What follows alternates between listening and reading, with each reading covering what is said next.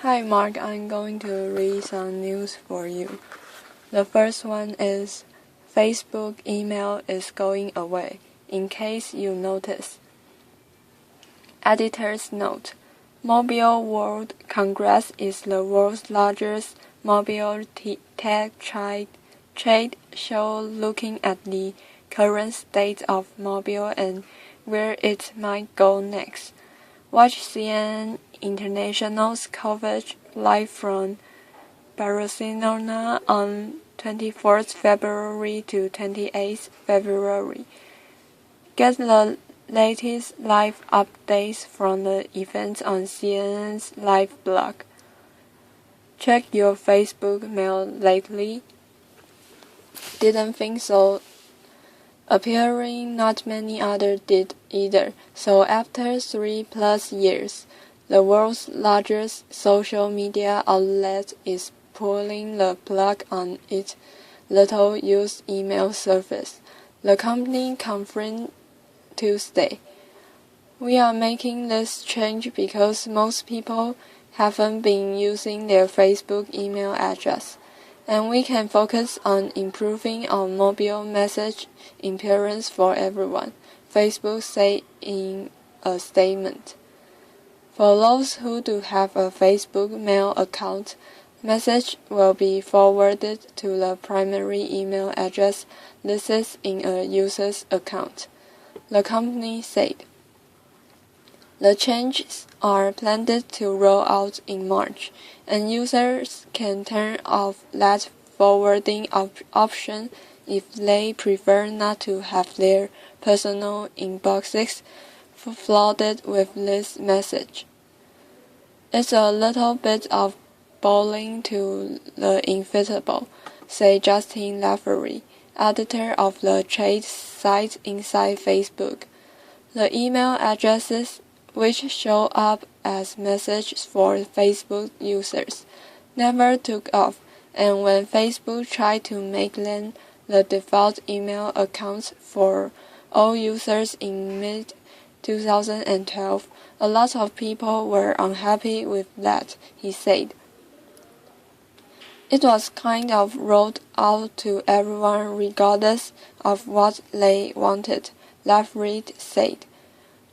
With last week's $19 billion acquisition of WhatsApp, the fast-growing message service, Facebook is focusing more on mobile messages than email these days. Facebook ventured into the email field in November 2010, adding the service to the message systems already used heavily by its 1.2 billion users, CEO Mark Zuckerberg said at the time that the system would not complete, with entrenched email giants such as Google, Yahoo, and Microsoft. We don't expect anyone to wake up tomorrow and say, I'm going to shut down my Yahoo account or my Gmail account and switch exclusive to Facebook, but we do expect a shift to more real-time communications, he said. Lafferty said the reversal is unlikely to be remembered in the company's annals, much like the service itself. Many people probably weren't even aware of the change, he said. And the second news, the title is California couple strikes gold after finding $10 million in rare coins. A husband and wife are reveling in their good fortune after finding $10 million in rare gold coins buried on their property in Northern California. The gold country discovery is thought to be the largest of its kind in U.S. history. According to David Hall, co-founder of professional coin grading service, which authenticated the find. It is quite a story. People were walking along on their property in Northern California, noticed something began digging, and they found cans of gold coins, Ho said. It should have happened to you and me. The incredible find. The coins were unearthed in February 2013 by the husband and wife, who wished to remain anonymous. They were walking their dog when they spotted something shiny on the ground. The couple dug and eventually discovered 8 metal cans containing more than 1,400 gold coins. No one knows how they got there or whom the coins might have belonged to.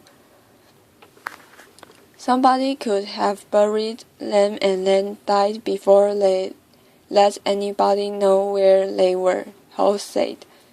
Believe it or not, I know cases where they forgot they had something, or they moved or whatever. It could have been some kind of robbery deal. Who knows?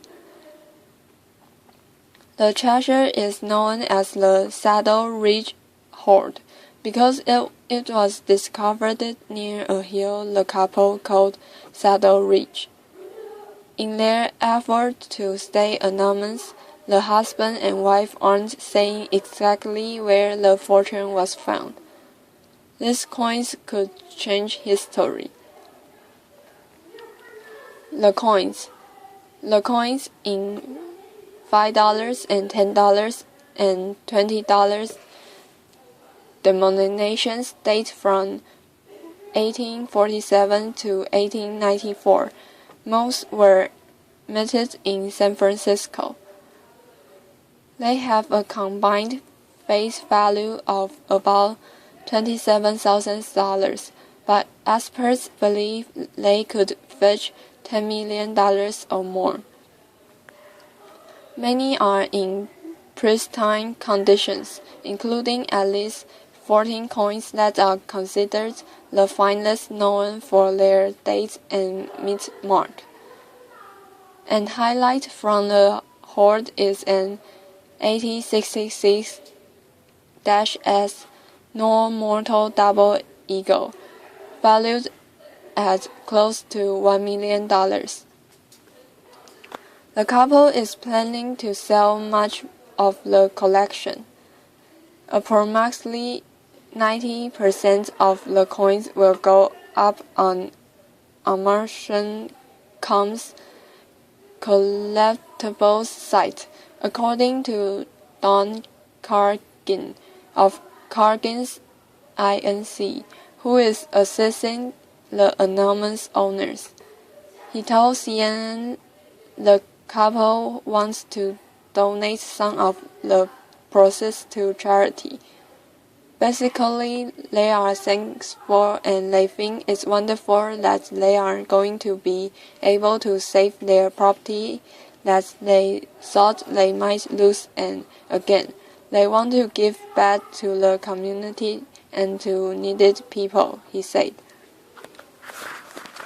Collectors wanted a sneak peek and see some of the coins at the American Numismatic Association's 2014 National Money Show in Atlanta, which opens Thursday. Unlike other hoards and treasures, this one includes a great variety of coins struck over many different years, and many of the coins are still in pristine condition, Cargin said. And add to that a wonderful human interest story. This family literally found the pot of gold at the end of the rainbow. And the next news is Miami artist destroys $1 million Ai Weiwei face in protest. He has been photographed dropping face before, but that doesn't mean it's okay for just anyone to do it. Ai Weiwei has made a name for himself by not only creating visually arresting and thought-provoking art, but for his uncompromising activism in opposition to the Chinese government.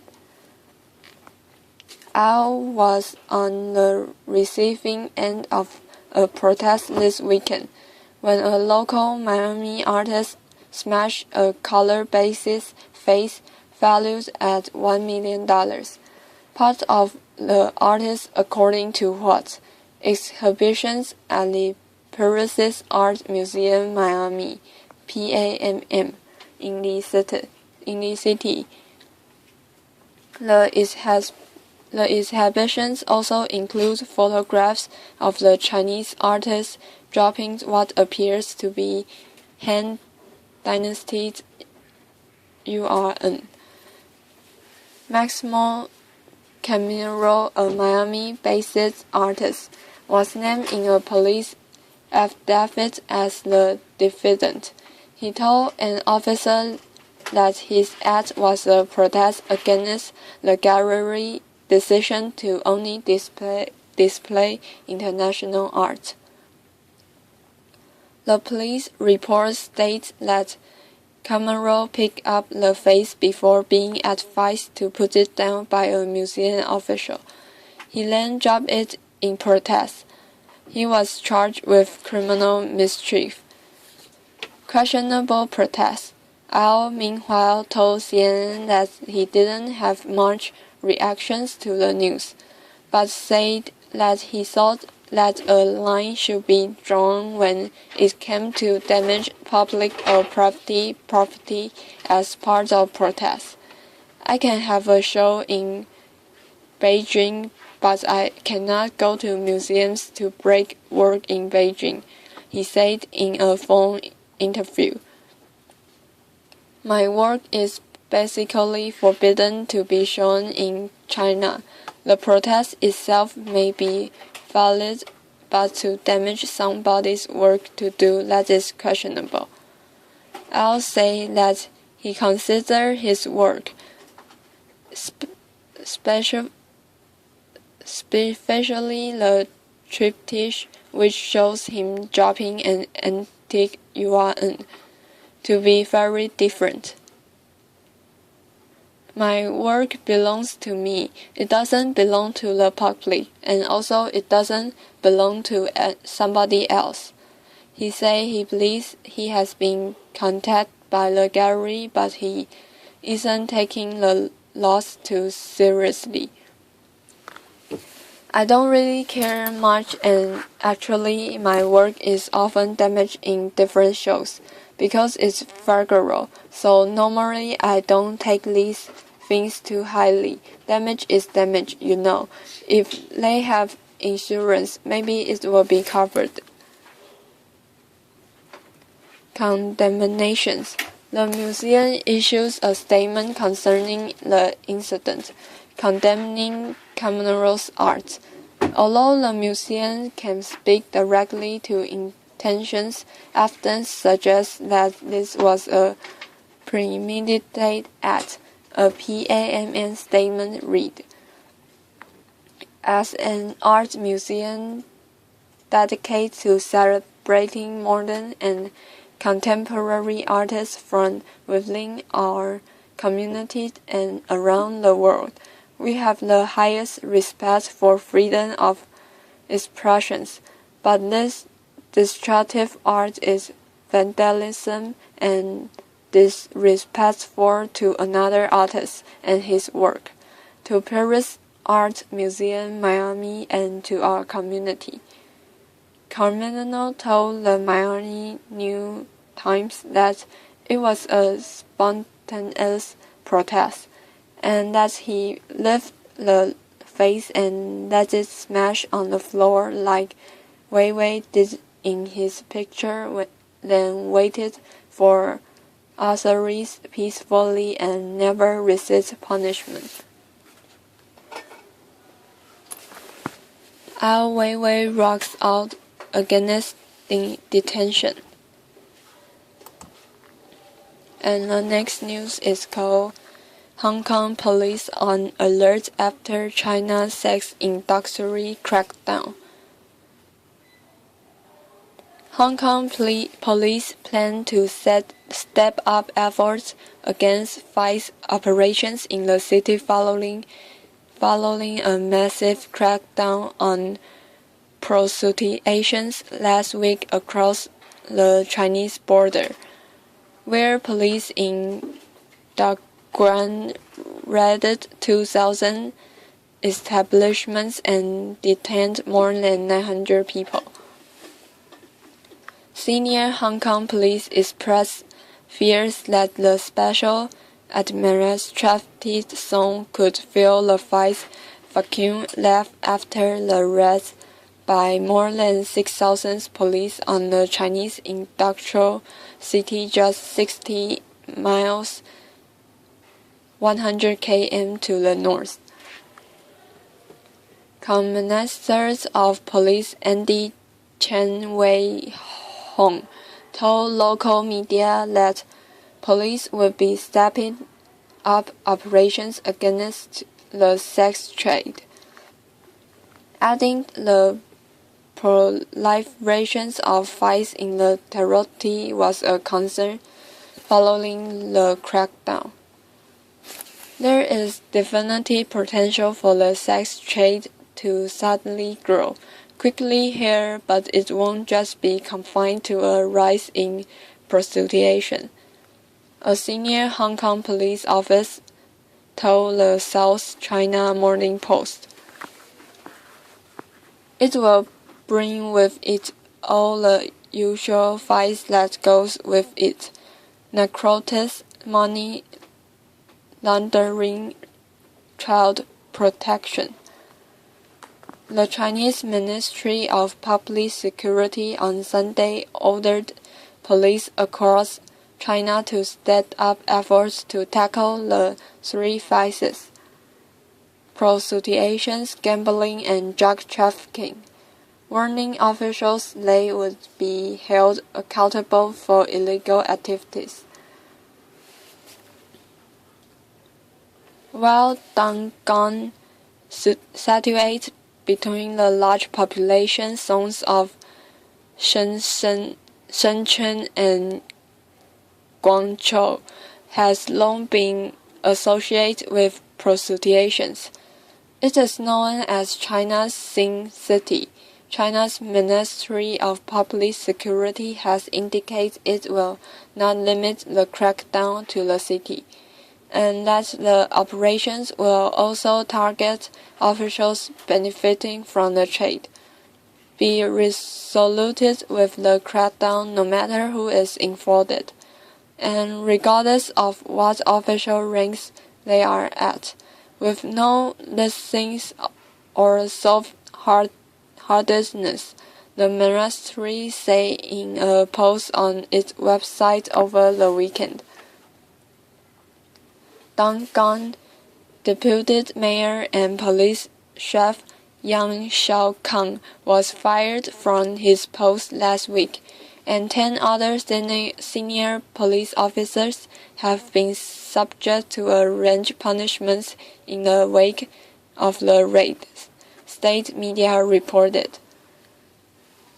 Other provinces, including Zhejiang, Jiangsu, Shandong, Guangxi, and Heilongjiang have conducted their own vice raids in recent days, indicating that the companion has been directly from the central government. Dubbed the extremist yellow companion, the color in China associated with prostitution. The crackdown comes after a report by the national broadcaster CCTV on the sex industry in Dangang. According to media reports cited by the English-language China Daily, Dangang, with a large and shifting migrant population from across China, could have as many as 300,000 working in the illegal industry, despite harsh penalties for involvement. The nationwide clampdown on the three fights is the latest target for the government of President Xi Jinping, which promised a wide-scale crackdown on rampant graft when it came to power in 2012. Xi has also been behind an austerity drive to rein in extravagant spending, banning officials from serving exotic dishes such as shark fin soup at banquets. Anger over corruption has prompted a raft of mass incidents and official imprisonment for protests, warring officials defending one-party rule. Last year, Xi vowed to crack down on both tigers and files, powerful leaders and lowly bureaucrats in his campaign against corruption and petty officials down. And that news is over. Next one is he started in his teens with just $14. Now he is a 21-year-old paperback king. Every week, African startup follows entrepreneurs in various countries across the continent to see how they are working to make their business dreams become reality. Award-winning entrepreneur Andrew Mupuya was just 16 years old when he decided to take on the world. That was back in 2008, when both of Mupuya's parents had lost their jobs and could only afford to cover his school fees. I had to get to meet my basic needs by myself, remembers the Ugandan businessman. I decided to face the world alone. Inadvertently, the government of Uganda came to Mupuya's aid. At the time, officials in the country announced that they were considering a ban on plastic bags to curb environmental damage. Mupuya, who was still in secondary school, immediately saw this as an opportunity to launch a paper bag production company. I conducted a feasibility study, market research around retail shop, Kiosks, supermarkets around Kampala, and discovered there is need and potential market for paper bags. Release sales into sales with bags of love. To start out his small operation, Mupuya figured out he needed a capital of 36,000 Ugandan shilling, $14. He raised the first $11 from selling 70 kilos of used plastic bottles he had collected over 1 week. Mupuya then borrowed the remaining $3 from his school teacher and embarked on his entrepreneurial journey, producing paper bags on a small scale.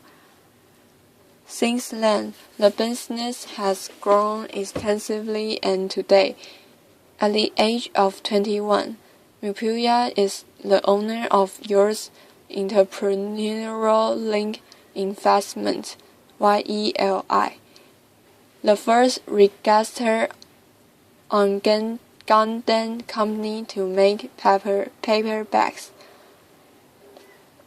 The young entrepreneur employs 16 people who produce up to 20,000 paper bags each week. His long list of silence includes restaurants, retail stores, supermarkets, medical centers, as well as multinational companies like Samsung. YELI has made about 1,000 niche bags for the local stores of the electronic company. Right now I have 72 silents, say Mupuya. 90% of our silents always come back. Green impact. Mupuya's remarkable achievements and sure business skills have been recognized with a number of accolades in recent years. In 2012, Mupuya was the winner of the 30,000 Anisha Prize, a major award given to young African entrepreneurial leaders who take the initiative to address critical needs in their communities. The awards I have won give me a courage to push on with my business, say the young entrepreneur. It shows to me how I am doing the right thing, and it helps me define the impact I'm creating.